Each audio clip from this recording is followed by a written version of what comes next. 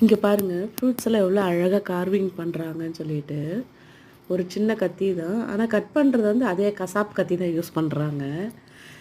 அங்கே பாருங்கள், சூப்பராக இருக்குது. இது வந்து ஃப்ரூட் கார்விங்க்காகவே தனியாக ஒரு ஸ்டடீஸ்லாம் இருக்கான்.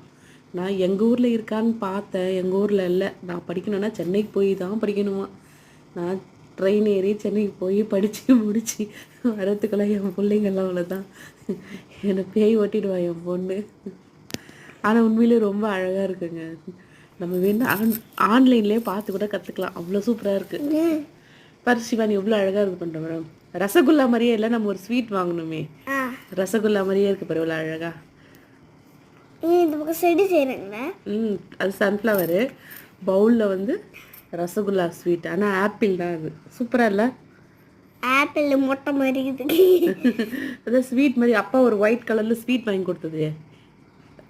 இல்லை ஆப்போசிட்டா, இது ரெட் கலர் ரவுண்டாகல. அது செரிடா, அது குலோப் ஜாமுன் மாதிரியே இருக்குது. இதை பார்த்தா ரசகுல்லா மாதிரி இருக்குது. அது கூட சூப்பராக இருக்கா. இப்போ பாரு சன்ஃப்ளவர் பூக்கு போகுது பாரு எவ்வளோ அழகாக.